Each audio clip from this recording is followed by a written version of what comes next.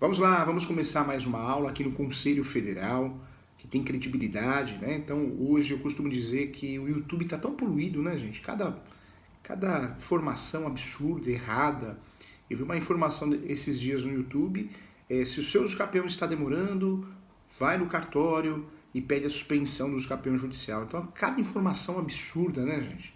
É muito triste isso. Isso acontece em todas as profissões. Isso acontece na medicina, na área da saúde, na área da contabilidade, na área de mídias, no jurídico nem se fala. Então, o YouTube já foi muito bom. Pelo menos eu e o professor Júlio está se afastando cada vez mais do YouTube. Hoje eu tenho ou o YouTube Premium, que não tem tanta propaganda. Por quê? Porque o YouTube está muito cansativo, muito poluído, né? É claro que a empresa ela quer lucrar, então ela transforma, né, o segmento em algo lucrativo. Mas perdeu a mão, né? Perdeu a mão. Então, muita gente grava um vídeo no YouTube falando besteira, falando bobagem. Então a gente escuta muitos fundamentos sem nexo, sem lógica, sem fundamento. É triste. Então cuidado você que assiste o YouTube, procure sempre escrever em canais, né? Em canais que você confia no profissional, no professor, na instituição, porque você ficar martelando ali no YouTube, você vai pegar, captar muita informação equivocada, desatualizada, é uma realidade. Gente, vamos iniciar então nossa aula, essa aula inaugural de Direito Imobiliário Estratégico.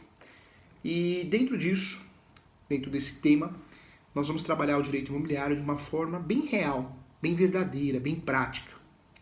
Já faz algum tempo que eu costumo dizer nas aulas que o direito, pelo menos o direito imobiliário, deixou de ser um direito teórico, filosófico, né?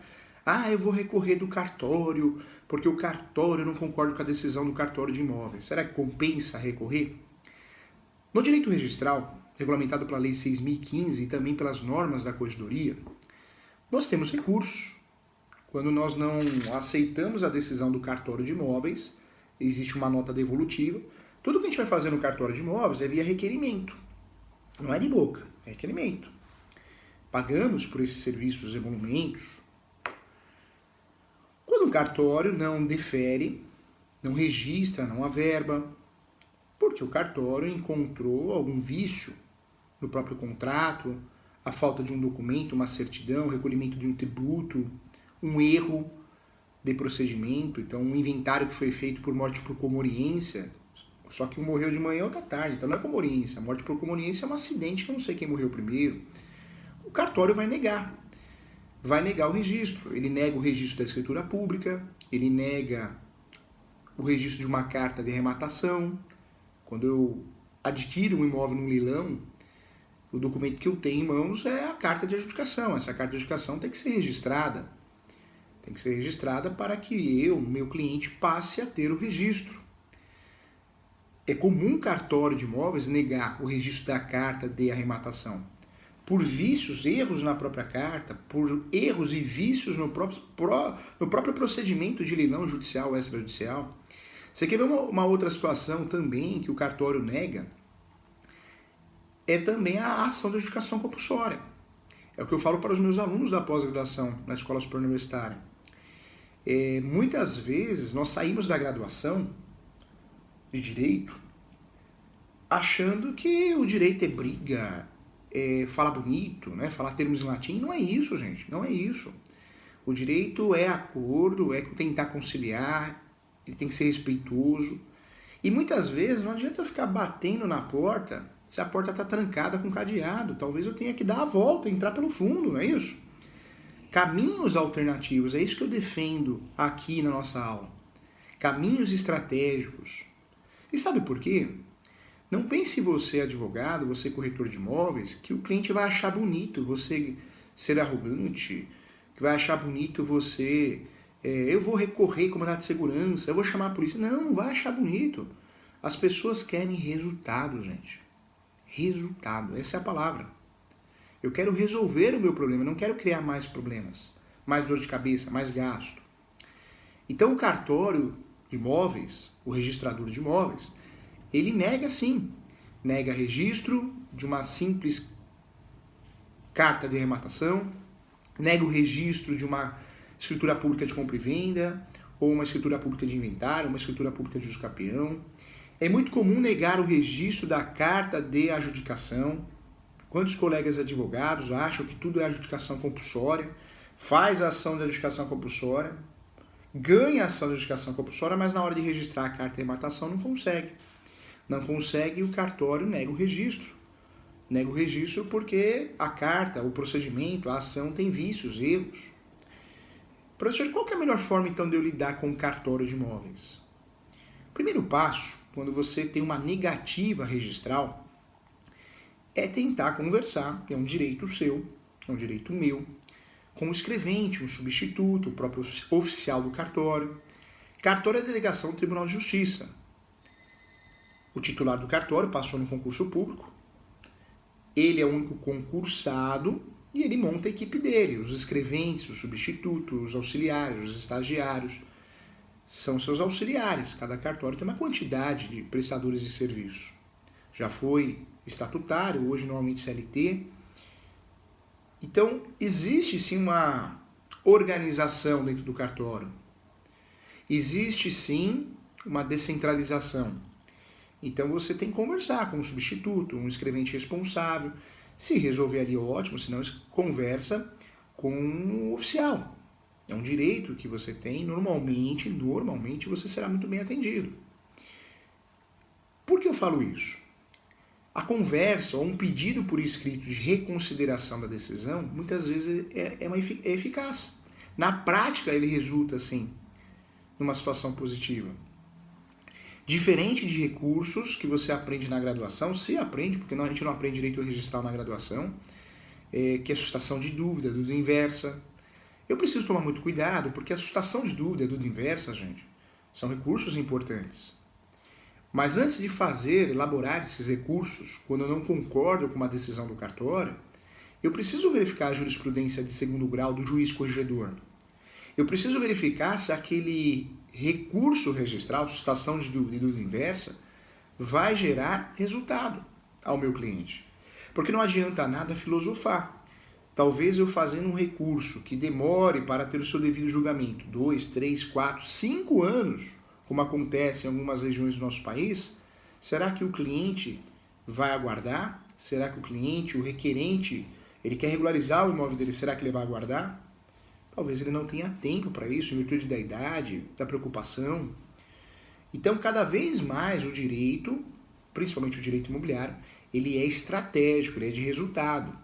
Esses profissionais que saem uma máquina da graduação, briga, litígio, falar na audiência pela ordem 50 vezes. Esses profissionais, gente, eles vão ser, de certa forma, excluídos do mercado. Por quê? Porque o direito não é isso. O direito é você ter confiança no que você está fazendo, ser especialista. Já falei certa vez aqui, quem faz tudo não faz nada. Pare de querer atuar em todas as áreas. Hoje a gente vê muitos youtubers, né, que falam sobre aposentadoria, depois ele fala sobre direito imobiliário, depois ele fala sobre divórcio. Ou seja, não dá. A sociedade brasileira não é mais boba, ela não cai mais nesse golpe, né? O especialista é um profissional diferente, é um profissional que estuda todo o tempo aquele assunto, ele está atualizado. Então seja especialista. Isso eu falo para o advogado, falo para o corretor de imóveis. O corretor de imóveis que é especialista em imóveis na planta, negócios de incorporação, locação, residencial, comercial. Ele é um profissional procurado, é um profissional respeitado, porque ele é especialista naquele segmento. Hoje, assim como nós escolhemos um médico especialista, o brasileiro, cada vez mais, aquele que tem condições financeiras, ele escolhe o especialista, hein? Então fica essa reflexão. Quando nós falamos de cartório, quando temos uma decisão negativa em relação ao nosso pedido de registro, averbação, a primeira saída que eu ofereço a você é uma petição simples, chamada petição de reconsideração.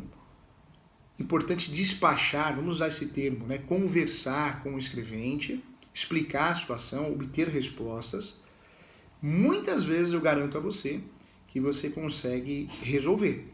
Resolver porque você está explicando, ou pelo menos está obtendo informação de quais documentos estão faltando, documentos que são impossíveis de entregar.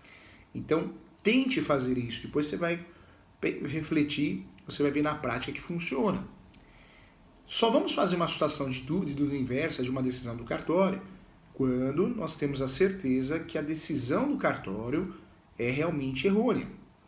Mas isso com base na jurisprudência, na doutrina, nos livros, né? Professor que entra muito em questões polêmicas no meu livro, Direito Imobiliário de AZ.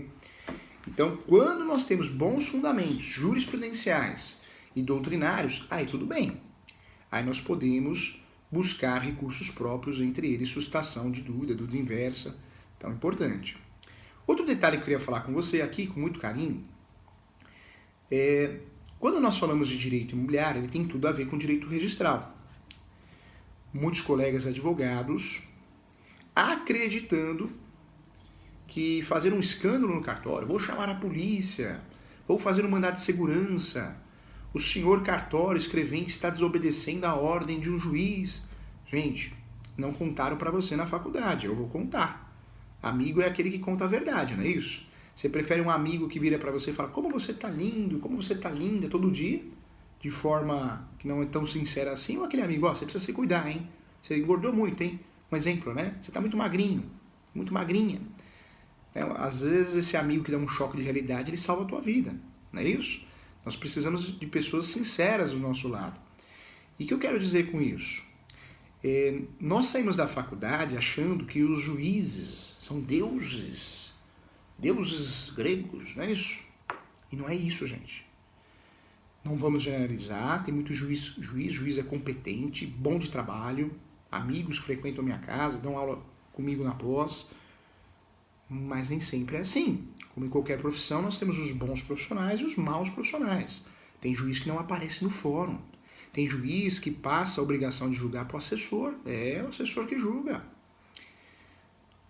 Se você assistiu o jornal recentemente, você viu quantos desembargadores foram presos. Juízes por corrupção. Então, para de achar, de endeusar, né, alguns cargos. Para com isso. Inclusive, o judiciário precisa de uma reforma urgente, né? Urgente. Juiz erra muito em relação às suas decisões, erra, e o cartório muitas vezes não deixa passar, porque o cartório de imóveis é um especialista. Já tivemos casos na prática onde o juiz deu o formal de partilha, expediu o formal de partilha. Quando nós fazemos um inventário judicial, o juiz, o judiciário, o poder judiciário expede um formal de partilha.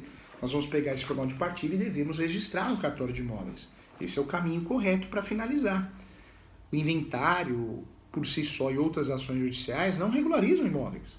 Eu preciso registrar essa decisão por escritura pública ou judicial para causar efeito no mundo registral. O que aconteceu? O juiz deu uma decisão de um inventário dizendo que a senhora morreu de manhã, o senhor morreu à tarde, é inventário por comoriência, morte simultânea. Judicial isso, hein? O cartório erra também. Eu erro, todo mundo erra. Mas quem é especialista é o que eu falei, erra menos. E o cartório não deixa passar. Então o cartório, quando o cidadão brasileiro foi lá registrar o formal de partilha, o cartório falou, opa, chega, não vamos registrar isso. Por quê? Aí a parte pergunta. E o cartório responde, não vamos registrar isso porque tem um erro grave, o seu advogado errou. O seu advogado errou o pedido e o juiz errou com a decisão, concordando com o advogado. A morte por comoriência, a morte simultânea, eu não sei quem morreu primeiro. Foi um desastre de navio, avião, carro, eu não sei quem morreu primeiro. Então o direito brasileiro, o Código Civil, permite que seja feito um inventário por escritura pública ou judicial para que resolva a situação e os herdeiros possam receber a sua herança de forma regularizada, se transformando em coproprietários. Foi um erro do judiciário, né, gente? O que aconteceu? Teve que ser feito um plano de urgência, mas estratégico. Teve que ser feito, na verdade, dois inventários correndo no cartório, escritura pública, e devidamente registrado posteriormente, porque a herdeira que perdeu a mãe e perdeu o pai no mesmo dia, num sábado, ela ficou desesperada. Ela ficou desesperada porque ela não queria mais morar lá com o seu filho. Você imagina você perder o seu pai e sua mãe na casa, porque eles faleceram na casa, um de manhã e outro à tarde. Então não dava mais para morar ali, psicologicamente não dava mais. Então ela vendeu para um investidor. E o investidor incluiu uma cláusula de multa nesse contrato de compromisso de compra e venda. E o que eu quero dizer para você? Então, numa situação dessa, onde o cartório nega o registro, você vai falar que a ordem de juiz vale mais que a ordem do cartório, que vai chamar a polícia, crime de desobediência? Para, isso é teoria. Isso é o mundo da graduação. Tem o mundo fantástico de Bob? Tem o mundo fantástico da graduação. Isso não existe, gente. O cartório, todos eles, o oficial de cartório recebe a delegação do Tribunal de Justiça. O que é a delegação do Tribunal de Justiça? Ele é o judiciário. O oficial de cartório, juntamente com a sua equipe, representa o Poder Judiciário. Então não é porque vem uma ordem judicial, né, de uma formal de partilha, uma carta de adjudicação, uma ação de adjudicação compulsória, o cartório tem que falar amém, juiz, amém. Não tem nada de amém. O cartório, quando percebe erros, e tem muito, ele vai confrontar essa decisão do Poder Judiciário e vai falar não. E você não vai conseguir registrar. E aquele advogado, aquela advogada teórica, aquela parte, né, que acha que o direito é aquilo que nos apresentam lá na graduação, ele arrogantemente, ele vai falar, vou fazer uma situação de dúvida, uma dúvida inversa, que vai demorar 2, 3, 4, 5 anos para resolver. Ou ainda, né, nas piores situações, vou chamar a polícia, crime de desobediência, vou fazer um mandado de segurança, fique tranquilo. Só vai gerar mais despesa, mais desgaste emocional, financeiro ao seu cliente. A advocacia não é isso. A advocacia é estratégia. Estratégia de resultado. Eu preciso resolver, pelo menos no direito imobiliário, cada vez mais. E isso também acontece no direito penal, né, gente? O sujeito ele quer uma redução da pena, ele quer ser absolvido, ele não quer saber como. Né? Então, a advocacia, no geral, tributária, trabalhista, ela se tornou uma advocacia de resultado, uma advocacia estratégica. Cada um no seu ramo, mas uma advocacia estratégica. E o que eu quero dizer para você, cuidado. Você que está nos assistindo, você que é advogado, advogada, e tem essa mentalidade, brigar, eu sou o último a falar. Cuidado, porque o mercado vai excluir você. Não seja assim. Tente conciliar. Eu recebi um cliente ontem lá no escritório, a advogada virou para o cliente, não faz acordo não. Só faz acordo quem não tem razão. O que é isso? No final das contas, ele perdeu a propriedade. Ele tinha pago 60% da propriedade. Faltava pagar 40%. Por que não fazer um acordo para pagar os 40% que ele estava devendo? No final das contas, ele perdeu a posse. Então, cuidado, tá? Essas decisões. Eu falo que a medicina, a contabilidade, quando alguém procura você, essa pessoa confia em você. Então, cuidado com a sua orientação com base na arrogância, nas aventuras jurídicas, no machismo. Cuidado, tá? O professor ele presta um serviço já há muito tempo de mentoria. Muitos advogados me procuram e nós debatemos aquele assunto, aquele caso prático. E eu acho tão bacana esse advogado que me procura de outras áreas, iniciante, às vezes um advogado já antigo. Isso demonstra que ele tem respeito ao nome dele e respeito com o cliente dele. Então, é um fato importante. Gente, vamos lá, olha só. Então, hoje, cuidado com esses recursos absurdos, demorados, cansativos, que não vão resultar em nada. Talvez numa negativa de registro de uma carta de arrematação, onde o seu cliente arrematou o imóvel no leilão, talvez uma negativa do registro da carta de adjudicação, de uma ação de adjudicação compulsória. Não é a situação de dúvida que vai resolver, não é a dúvida inversa que vai resolver, mas sim, uma forma originária. Talvez o seu cliente já tenha aí 5 anos de posse, 10 anos, por que não pensar no uso capião, uma vez que é uma ação originária, uma ação que o deferimento, tanto no cartório, né, no procedimento extrajudicial, provimento 65, ou no judicial, vai resultar numa regularização. Talvez o seu cliente não queira perder 5 anos, 3 anos para ter uma resposta de uma situação de dúvida inversa. Talvez essa resposta depois de 3 anos, 5 anos vai ser negativa. Por que não pensar no uso capião? Atenção às jurisprudências novas, hein, gente? Nós temos jurisprudências recentes, o uso capião não era assim, mas agora é. Durante o percurso da ação de uso capião, esse lapso temporal poderá ser contado. Poderá e deverá ser contado de forma complementar. Então, talvez o seu cliente já tenha 2 anos de posse, 3 anos de posse. Com a distribuição do uso capião, se essa ação durar 3 anos, esse período, esse lapso temporal vai ser sim contado na ação de uso capião. Então, um detalhe importante, estratégico para você ajudar o seu cliente. Faz toda a diferença, né? Faz toda a diferença. Então, muita atenção em relação a isso. No direito imobiliário, que é muito vinculado ao direito registral, nós não podemos fazer confusão de alguns conceitos. Então, eu peço sua atenção aqui nessa aula inaugural. O primeiro conceito que nós não podemos fazer confusão, mas quem atua no mercado imobiliário como advogado, corretor, investidor, é posse e registro. Só existe um imóvel regularizado no Brasil. É o imóvel que aparece no cartório de imóveis, na certidão de propriedade, na certidão de matrícula, na certidão de transcrição. Quando o nome do nosso cliente ou o nosso nome não aparece no cartório de imóveis, na certidão atualizada, tem algo errado.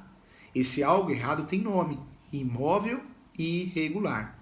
Imóvel irregular. O imóvel irregular, ele pode ser vendido, ele pode ser comprado, mas não é através do contrato de compra e venda, mas sim através da cessão de direitos possessórios e afins. Como que eu compro um imóvel irregular, professor Júlio? Como que eu vendo um imóvel irregular?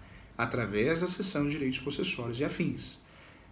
Tem muita gente que acha que contrato é tudo igual. Eu já escutei isso de alunos advogados. Contrato é tudo igual. Não é não, hein, gente?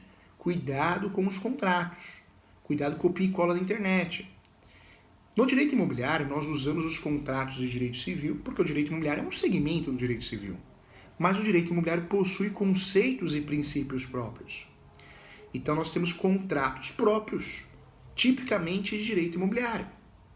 Entre esses contratos, nós temos aí compra e venda, pagamento à vista, que deverá ser feita através de escritura pública acima de 30 salários mínimos. Compromisso de compra e venda, eu estou comprando talvez um imóvel já usado, direto com o proprietário, direto com a construtora, mas é usado, ele foi construído. Existe a promessa, que é o termo adequado, é o título adequado quando eu compro o imóvel na planta. Tem a cessão de direitos hereditários, quando eu compro direito de herança, vendo direito de herança, isso é possível no Brasil, com alguns cuidados. Tem que ter escritura pública, tem que ter a anuência de todos os herdeiros. Tem a cessão de direitos, que foi criação doutrinária recente, é um contrato que fica em cima do muro, mas é um contrato, pode ser usado como justo título de boa-fé. E a famosa cessão de direitos possessórios e afins, que é um contrato determinante, importante para a compra e venda de posse. Quem tem a posse pode regularizar com base na sua posse ou com base na soma de posse. Não é em todos os capiões que eu posso somar a posse, mas em alguns de 36 espécies eu posso. Cuidado, hein? Não existe só o uso capião para regularizar imóvel. Nós temos várias alternativas, judiciais, administrativas e extrajudiciais. Extrajudicial no cartório. Então eu posso fazer um divórcio com partilha de bens do cartório e estou regularizando o imóvel, através de uma escritura pública. O mesmo acontece com o uso capião do provimento 65. O mesmo acontece com o inventário feito por escritura pública, uma retificação diária. Então é muito comum regularizar imóvel com base nos instrumentos extrajudiciais com a participação do tabelião de notas. Eu posso regularizar na forma administrativa. E quando eu falo forma administrativa, existem vários projetos, cada dia surge uma mutação constante, mas a forma administrativa nós temos aqui, importante lembrar, a REURB. A REURB é uma forma de regularizar imóveis, mas regularização fundiária. A prefeitura, a comissão obrigatória, que deve ser constituída pela prefeitura, vai receber documentos, o protocolo, o requerimento, vai pedir documentos faltantes e vai dar sequência nesse procedimento para entregar à parte um título de posse, um título de regularização fundiária. Ponto. Não entrega registro. E nós temos as medidas judiciais. Nessas medidas judiciais nós temos a ação de uso capião, mais de 36 espécies, 3 procedimentos, a própria ação de adjudicação compulsória, que obriga o vendedor a transferir a propriedade. Temos também a ação de adjudicação de terras. Temos também a ação de divisão e demarcação de terras, uma ação interessante. Temos que tomar cuidado, porque é muito comum o advogado confundir uma com a outra e usar no momento errado. Né? Então, nós temos várias ações importantes para regularizar imóveis no Brasil. A regularização de imóveis no Brasil virou o gênero de várias espécies, hein? De várias espécies. Precisamos entender também que o registro é a transmissão. A averbação são atos da vida. A rua mudou de nome, averbação. Separou, casou, averbação. Vendeu, fez um compromisso de compra e venda, averbação. O registro é a transmissão. São conceitos importantes para que não possamos cair no limbo, num buraco. Né? O que é o limbo, o buraco? É uma situação que você não sabe o que você tem, posse, registro. Isso é muito ruim, porque dificulta a regularização, dificulta a recuperação desse imóvel se for invadido, é algo real. Outro detalhe que eu queria tratar com você aqui também O direito imobiliário nos traz a possibilidade de usar um contrato antes do contrato definitivo. O nome desse contrato é o contrato preliminar. As imobiliárias, os corretores, os advogados atualizados numa transação imobiliária não faz mais aquela proposta e aceite, né? Algo perigoso, claro, perigoso. Faz um contrato preliminar para fechar muito bem o negócio, proteger as partes e aí no segundo momento surge sim o contrato definitivo que normalmente pode ser feito pela escritura pública. Toda a transação imobiliária exige do corretor, da imobiliária, do advogado, um termo, que é um dossiê, atos iniciais. Tudo é modinha no Brasil, né? Restaurante japonês, hoje a modinha no direito imobiliário é o due diligence, tem que fazer biquinho. O que é esse due diligence, professor Júlio? Nessa aula inaugural aqui do direito imobiliário estratégico de resultado. O due diligence é uma auditoria que deve ser feita pelo corretor de imóveis, que deve ser feita pelo advogado, que deve ser feita pela imobiliária. Numa transação imobiliária de compra e venda ou locação de imóvel urbano ou rural, comercial ou residencial, tem que fazer o due diligence. Due diligence. É um checklist. O primeiro documento do due diligence é a certidão de propriedade atualizada. Eu preciso ver se o meu cliente está comprando de quem realmente é proprietário. Isso eu vou descobrir com a certidão de propriedade atualizada. Além do due diligence, em relação ao imóvel, eu posso também fazer auto de vistoria, são fotos para proteger o negócio, dando mais credibilidade, fazer uma pesquisa subjetiva, bater palma no vizinho do lado direito, do lado esquerdo, da frente. Isso protege o negócio imobiliário também. Mas voltando ao due diligence, o primeiro documento é a certidão de propriedade. Depois, ainda pesquisando o imóvel, eu vou pesquisar se esse imóvel tem débitos condominiais. Eu preciso de uma certidão negativa de débitos tributários também. Eu preciso de uma certidão negativa de débitos condominiais assinada pelo síndico ou representante, conforme a última ata que elegeu. São documentos que eu vou conhecer o imóvel, quem é o proprietário, tem dívida condominial, não tem débitos tributários, né, IPTU, ITR, ou não tem. Então são documentos importantes. Depois de eu conhecer o imóvel, verificando as 3 esferas, né, certidão negativa da União, do Estado e do município, eu vou conhecer as partes, né? Eu vou conhecer as partes também através das certidões. Certidão de distribuição civil, para verificar se existem ações em nome do comprador ou do vendedor, como cobrança, execução. Não ações do dia a dia, talvez uma colisão, uma pensão alimentícia, ações que existam ali, né? Talvez uma ação no virtude de uma discussão, uma picuinha, um dano moral. Não, ações que retratam que esse comprador, esse vendedor, tem evidências de ser estelionatário, mal pagador. Essas ações que devem, de fato, serem descobertas, devem criar uma preocupação. Quando a certidão é negativa, o ideal é que o advogado, o corretor, solicite a certidão de breve relato, que é chamada também de objeto em pé. É um resumo daquele processo. Porque não é porque a certidão é positiva, eu vou negar o negócio. Não dou aval para o negócio. Não, eu preciso entender o processo. E a forma que eu tenho de entender é a certidão de breve relato, que é um resumo do caso, do processo em si. Essas certidões de distribuições cíveis e criminais, tanto da esfera estadual como da esfera federal, no que diz respeito à jurisprudência, no que diz respeito à jurisdição, é fundamental para uma transação imobiliária segura. É fundamental para uma transação imobiliária de sucesso. Outro detalhe que eu passo para você também é uma pesquisa feita de ações trabalhistas. Nós sabemos que a trabalhista pode gerar nulidade no negócio. E isso gera uma dor de cabeça, uma evicção.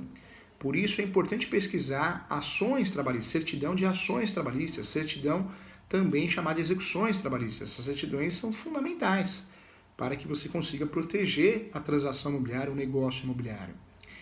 Outro detalhe, quando o imóvel é rural ou o imóvel é grande, né? Nós estamos falando de uma grande gleba, o ideal é que seja feita uma topografia. Topografia, um topógrafo vai fazer o quê? Uma planta menor descritivo. Isso também é eficaz, principalmente nas transações imobiliárias rurais. No caso do rural, verificar o INCRA, se existe cadastro no INCRA, CIRS, entre outros cadastros importantes, hein? Tudo isso protege a transação imobiliária. Veja que o due diligence é anterior, é para proteger a transação imobiliária. Já o compliance imobiliário é posterior, o negócio já foi feito, vai ser feita uma auditoria posterior. Tudo que é preventivo é melhor, porque você não cai num golpe.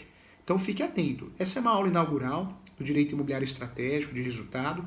Nós vamos trabalhar em cima de vários pontos importantes. Eu peço a você que se inscreva no canal do Conselho, continue acompanhando nossas aulas, está aparecendo para você aí também, o professor convida a todos a fazer a pós-graduação na Escola Superior Universitária, no ISO, é uma pós de R$ 957, era um sonho meu, consegui realizar, porque eu acho que nós temos que democratizar o conhecimento, né? O conhecimento tem que chegar a todas as pessoas, não tem que ser caro, infelizmente é muito caro no Brasil. Então quem quer fazer uma pós de qualidade, prática online, tá aí, tá aparecendo para você, ESO Educacional, tá? Quero convidar também a todos, quem tiver interesse de receber o e-book do professor, manda um e-mail para mim. O e-mail é julio.professor.direito@gmail.com. O professor está atrasado no e-mail, porque eu tive a Covid-19 e judiou muito do professor a parte respiratória, mas vou enviar com calma um e-book para todo mundo, para os advogados, corretores, tá bom?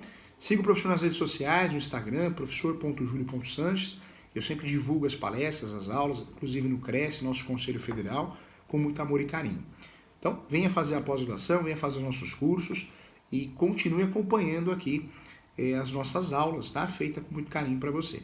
Eu agradeço a todos, estou retornando então, semana passada o professor não estava presente, estamos juntos ao vivo para que possamos juntos desvendar a prática do direito imobiliário de resultado, sem filosofar. A gente quer resultado, a gente quer registro, a gente quer que o nosso cliente fique feliz. Nós queremos finalizar as transações imobiliárias.